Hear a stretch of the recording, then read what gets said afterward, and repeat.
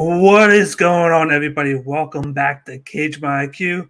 Tonight will be our one on Amazon Prime one four card predictions. This is going to be the first one championship card that will be broadcast on Amazon Prime, and it will be in Eastern Time Zone, starting at 9 p.m. Eastern Time. So the whole United States will be able to catch this event live during the night instead of having to wake up at 6 a.m. to catch it in the early morning. But what a card we have for you here. We got three uh, big time fights headlined by the rematch between Adriano Moraes versus Demetrious Mighty Mouse Johnson.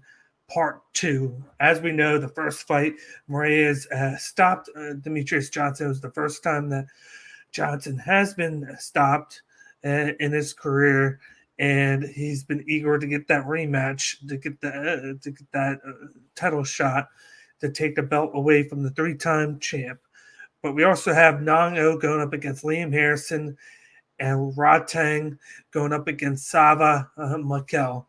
But before we get started with any of that, as always, this is Cage My IQ, the best place for MMA content.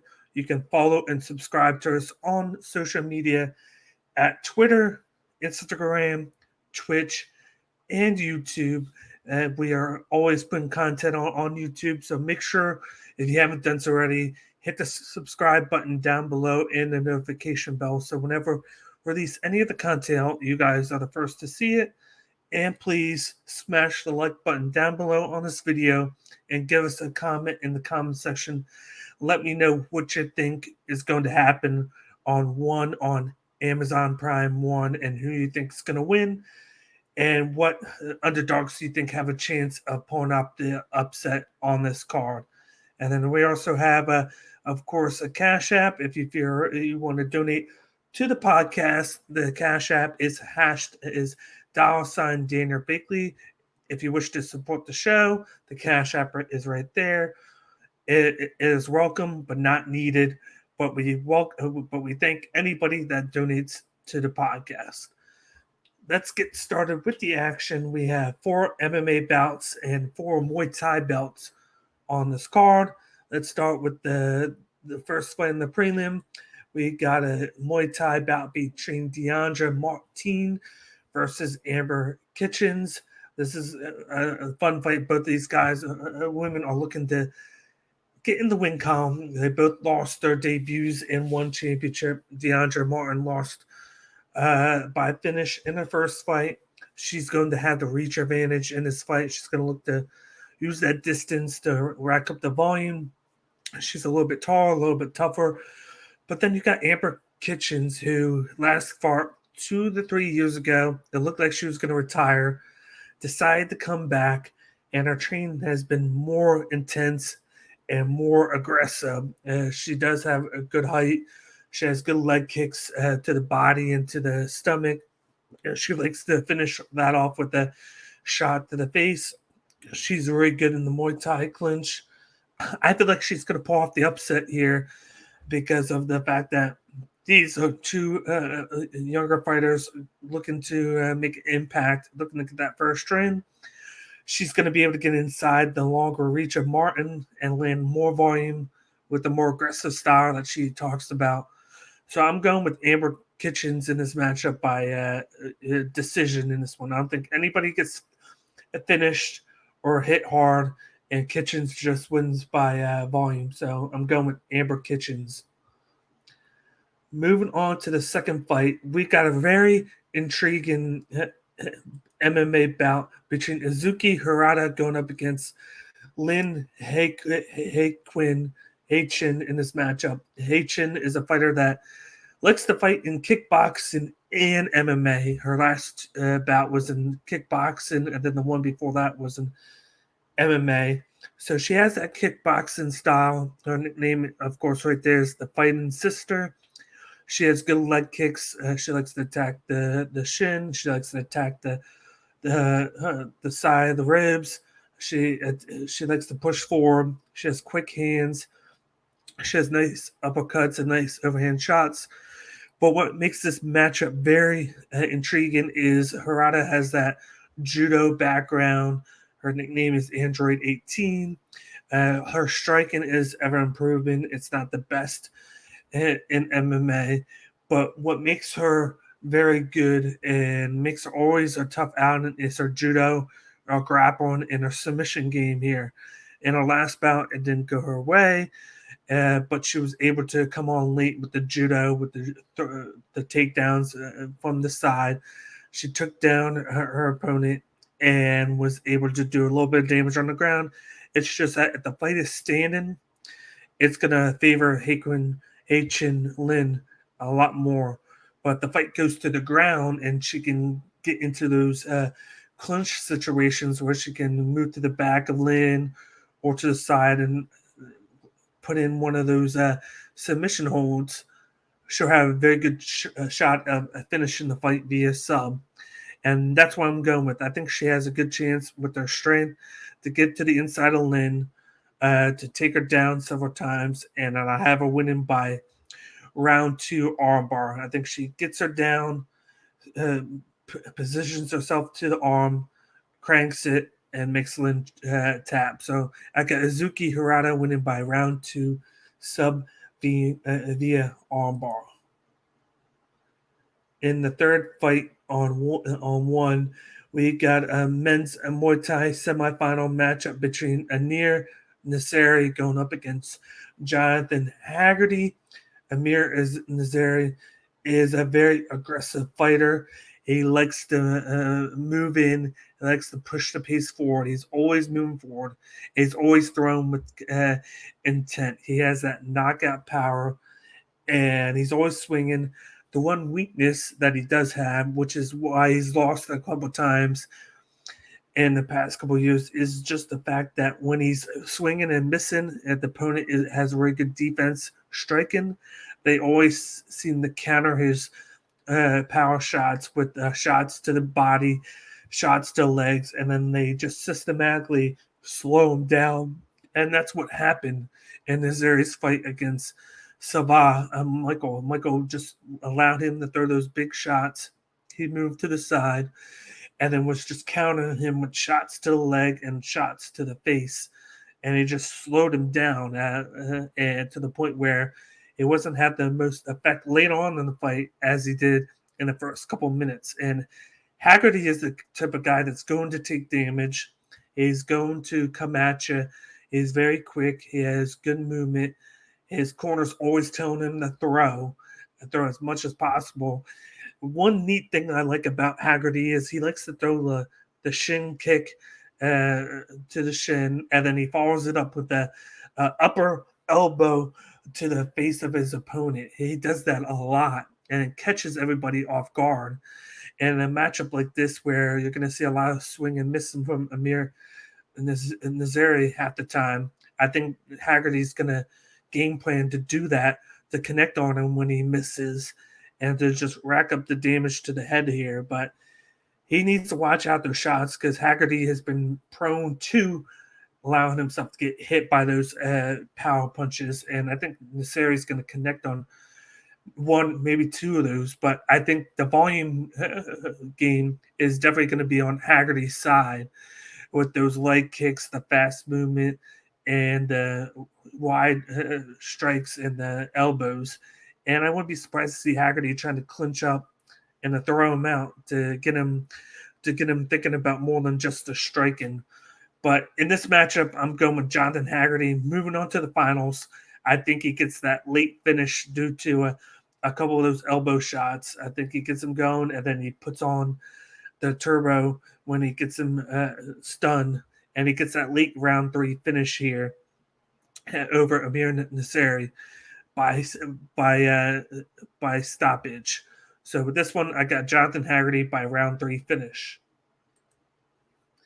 Moving on to the next fight on this card, we got a MMA bout between Moro Sururi against Amir Ella Kobari. We got two wrestlers going at it. They both are coming off of semi good streaks. You got Amir, who's coming off 2 straight round one finishes by loss, whereas Moro Soares is 3-2. He's been rotating wins and losses. The 2 losses are to the 2 uh, uh, former champ, and then the current champ, Brendan Vera, and then Arjun Boer. First, you got Amir Kabari, who has a big time Greco-Roman background.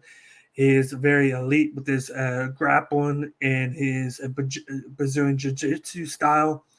He can get you down to the mat, get you down, and either submit you or ground and pound you to victory, or just take the fight to decision.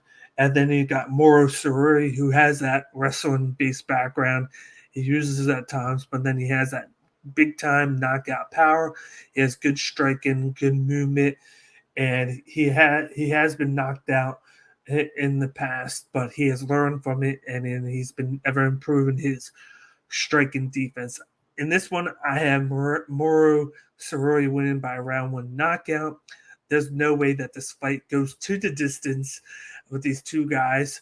I think the difference here is you're going to have Amir, who's going to look to take the fight to the ground, but Moro had, with that wrestling-based background, is going to do really well with defending the takedowns. I think he might get taken down once, but out of like 3 or 4 quick times that Amir is going to look to take him down, he's going to be able to stuff majority of the takedowns, and he's going to use that to transition into the striking, where he's just going to land those big time shots on the feet.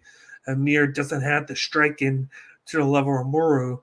It's just that Amir has been able to succeed with his high level grappling and jiu-jitsu background, and with eliminating a lot of that, Moro's going to be able to get his striking going, land those shots to the body, land those shots to the head, and then get that finish late in the first round by knockout. So with this one, I got round one knockout by Moro Soares.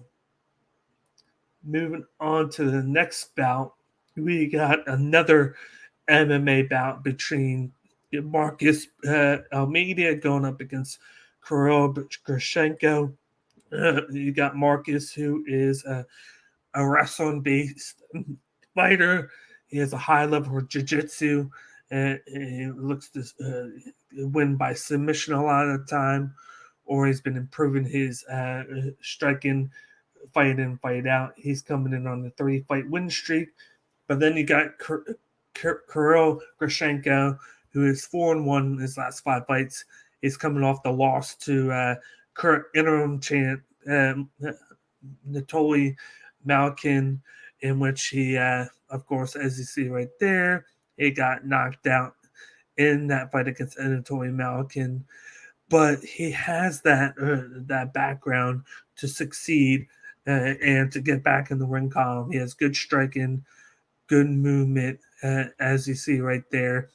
They are both 6'4", and they're both going to come in around the same height, same reach, and same weight. And he is 1 year younger, but he has that Belarus background. He has that grappling. He can take the fight to the ground if he wants to. But I think he's going to look to stand up and trade with Marcus, because of the fact that Marcus has a high-level jiu-jitsu background and that grappling background on top of that. So you're going to see Kirill Krashenko look to stand up and trade, look to land a lot of volume, look to finish the fight, because, of course, this is the heavyweight bout. I'm going to go with the upset here. I'm going to go with Marcus Bruschetta Almeida to win this fight by round 2 sub. I think he gets the fight to the ground. I think he avoids those big shots by Krashenko, and he wins by rear naked choke here. As you see right there, he got the north-south choke victory, rear naked choke, and then he got the KO ground and pound. So he has success getting the fight to the ground, and he has success winning by sub and dragging the fight into his rear house. So as long as he can get the fight to the ground and avoid a lot of the standing up attempts, action, he should be able to get the victory by sub here against Krashenko. So I'm going with Marcus Bruschetta by round 2 sub via rear naked choke. Now we're moving into the big time fights here on the card. First, we got Rodtang Hitmoon Cheng going up against Zavas Michael in another semifinal matchup of this Grand Prix. We got the infamous the Iron Man Rodtang, and then we got the babyface killer Sava Michael. This is very interesting because first you got Rodtang, who's very aggressive. He's small, as you see right there. He's 5'6" to the 5'10" of Sava, and he's only has a reach of 65 to the 71-inch reach of Sava. But he's very quick. He has a fast movement. He has the explosion. He's constantly moving forward, constantly throwing strikes at a high clip level. Where Sava Michael is more of a counter fighter here. He's going to let his opponent dictate the fight. Essentially, he's going to look to counter. But what I like about Sava is the fact that he systematically attacks at the leg to wear out his opponent. He's constantly throwing the shin kick. He throws the leg kick to the knee. He will throw to the head at times, and then he uses that to set up his hand striking, which he likes to throw the body shots, the overhand shots to the head. He's constantly moving around, but he systematically picks his shots. He's not just throwing the throw. He is very accurate. He has good evasion. He has good striking defense, and that's what's going to make this very interesting. I think this is a fight that's going to go to the decision because of that. You're going to see these guys going back and forth, but why I'm going with Rodtang by decision is just because of the output. He just has high clip level output. It's hard to beat Rodtang unless you can finish him and get him out via KO because he's just pouring out a lot of volume unless you can be faster than him and be quicker to the draw than him. And with this matchup, just like I said, I got Rodtang by decision. I just don't think Sava, his style, will work great against Rodtang unless he can get that finish, which he's capable of doing if he can slow down Rodtang and then possibly succeed and give up the first round to then win rounds 2 and 3. But I just don't think he's going to be able to slow down Rodtang, and Rodtang is just going to systematically win by volume count here. So in this matchup, I got Rodtang advancing to the finals with a unanimous decision victory over Zavas Michael. But you're going to see a lot out of Zavas Michael in this one, and I wouldn't be surprised if it was a very close matchup that came down to the last round. Let's move on to the co-main event of the evening. We got the one bantamweight Muay Thai championship matchup here between Nong-O going up against Liam the Hitman Harrison. Liam Hitman Harrison is a very quick striker. He likes to keep moving forward. He throws those leg kicks. He throws those bomb shots with the overhand shots. It's going to be a hard matchup for him against Nong-O. Nong-O is a quick guy. He throws the quick strikes. He likes to use those leg kicks to the shin, to the side of the body, to the head. He's constantly moving around, constantly evading shots. He has one of the best striking defenses in the division. And then he ramps it up later in the fight and throws those overhand shots that he just gets quicker and quicker as the fight goes. And that's why I got Nong-O winning this one by round 3 knockout here. He tends to get that power and jacks it up later in the fight. In the past 5 fights, he has 2 or 3 knockouts after round 3. He's just gotten better and better with the power game of his, and I don't see it getting stopped here. Liam Harrison is a great fighter, and as you see with him, he's nicknamed Hitman for a reason because he can stop opponents, attack them, and finish them. And he does have a little bit of quickness and really good leg kicks and hands that are fast, but it's going to be hard to get the distance down against Nong-O because he's constantly moving, constantly avoiding his opponents sideways, and it frustrates them, and then they can never get that range going to where they can get comfortable striking. So I got Nong-O by round 3 knockout in this one, and he's going to continue his reign as champion in this division. Let's move on to the main event evening. We got the reason we're here. We got the one bantamweight championship matchup, rematch between Adriano Moraes versus Demetrious Johnson to the rematch. Of course, they fought a couple fights ago where Moraes finished Demetrious Johnson for the first time by KO. As you see right there, it was by upper knee and ground and pound. There was a little bit of questionality as to whether his hands were down and he was giving himself up, but he wasn't. Went to the scorecard, saw that it was a legal knee and it was allowed. But there's a lot that's going to be going on in this one. He got the finish, and then in his last fight, he guillotine choked Yuya Wakamatsu 3 months ago by submission to retain his belt. And then, of course, Demetrious Johnson did that cross promotional fight with Rodtang where he subbed him in round 2 after restating the Muay Thai rules.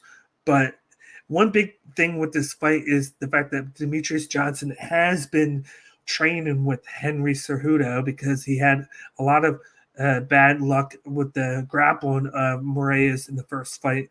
Adriano Moraes was able to take him down home to the mat and do a little bit of ground and pound for a couple minutes before he wound up getting that knee and ground and pound victory there. So you're going to see a lot of better takedown and grappling defense from Johnson this fight. And so I think you're going to see a lot of standing up early on. Of course, this is 5 rounds. So Demetrious Johnson's a guy that can go 5 rounds and not get tired. And we might see Adriano Moraes tested in this one because of that. Because you would think that the volume count would be on Johnson's side, but the grappling would be on Moraes' side. So it's going to be a battle once again of whether Demetrious Johnson can stuff the Moraes takedowns early and avoid the ground game, because if he can't, it's going to be a little bit of the same results from the last fight where he's controlled on the mat. Moraes is going to do a lot of ground and pound and look to finish him, or he's just going to grow out a decision victory over Johnson where he just uses a lot of that ground game, a lot of jiu-jitsu. But the fight can be on the feet majority of the time, and Demetrious Johnson can get his groove going and get those leg kicks and those striking going. He has a chance to pick up the victory here because of his high level volume output, his great movement, his great cardio. And this could be a fight that could go and come down to the last round. And I think in this one, I'm going to stick with the champion here, Adriano Moraes, to win this by decision.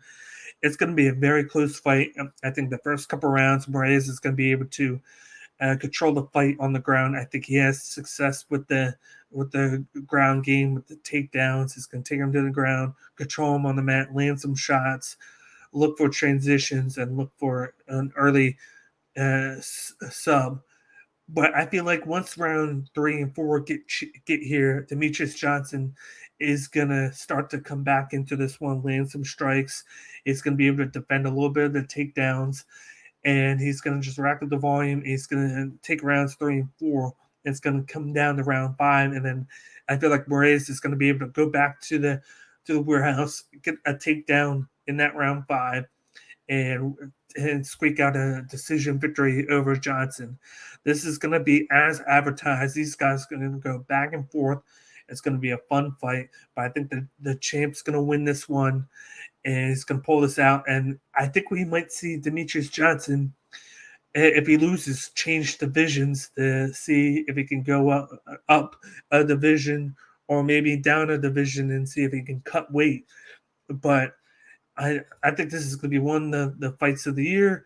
It's going to go to decision, and Adriano Moraes is going to defeat Demetrious Johnson by unanimous decision, 3-2, and pick up that second victory over Demetrious Johnson, something that no other fighter has been able to do to Johnson since he's only lost 3 times in UFC and 1 championship.